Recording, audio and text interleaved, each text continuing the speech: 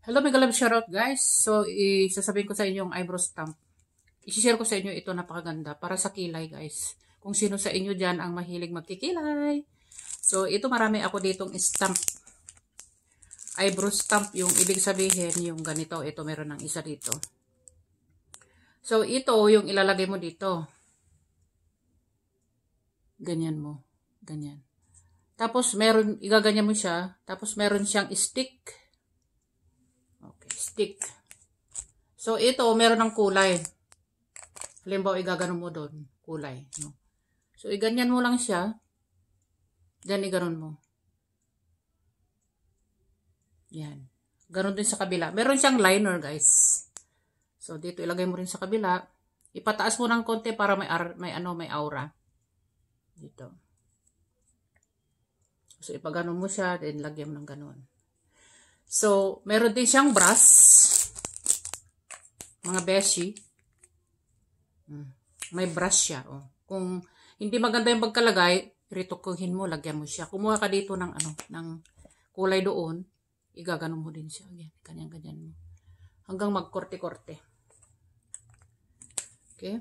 Meron din siyang brush. Iganon mo siya, i-brush mo para gumanda siya. Yan. So, simple lang guys. So, yan, may-share ko sa inyo. Yan yung eyebrow stamp. Kaya lang hindi ko alam kung meron dyan sa Pilipinas itong Temu. Kasi itong Temu is for Canada at US lang ang alam ko. So, i-share ko lang sa mga nandito na sa Canada kung just in case na gusto nyo yung mga ginagawa ko. So, ito rin yung stamp na iba-ibang klase, iba-ibang hugis. Oh, marami akong shape. May shape siya. Ito. Diba? Kung ayaw mo naman gumagawa nito, pwede ka siguro mag-tattoo na lang ng kilay. Pero ako, masakit siguro yun. Ayaw ko yun. So, ito siya, oh. Ito, marami to. Pag bumili kayo nito, guys, mura lang ito sa Temu. Mga mumurahin, pero maganda naman yung ano niya. High quality naman siya. Hindi naman sa kamahalan, no? So, okay lang. So, ito rin ay set ng Temu makeup. Ito, nandito lahat. Ito, mga makeup from Temu. Ito, from Temu din. Ito yung mga ginagamit ko minsan pagka meron akong mga kasal na ina-attendan, yung mga birthday, yung mga special occasions. Ayan, ito. Ayan. Char. Ito rin, oh. Mga makeup na yan. So, ito sa Temu lahat. Ayan. So, isang set, isang ganito na. Kompleto na. Yan. May makeup din. Blush on.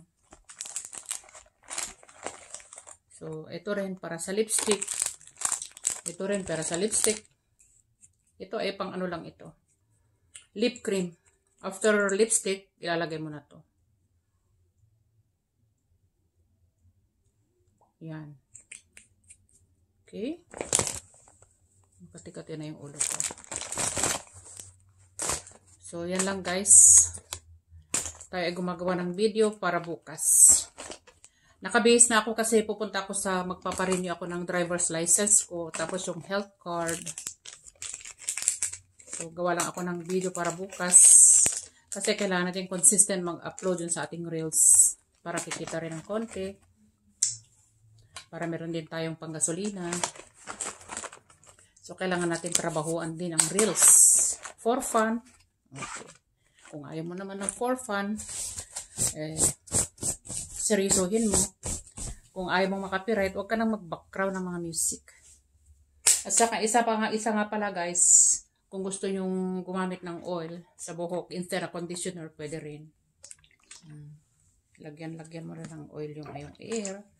Kung meron kang Johnson's Baby Oil, pwede rin. Anything na oil, kung gusto nyo, pwede. Kasi ako hindi na ako gumagamit ng conditioner guys. Shampoo, patuyuan ko lang. Okay na yan. Simple. Save money. No? Yung ibibili ko ng conditioner, ibili ko na lang ng kangkong. Ganon, para at least makatipid. Ayan.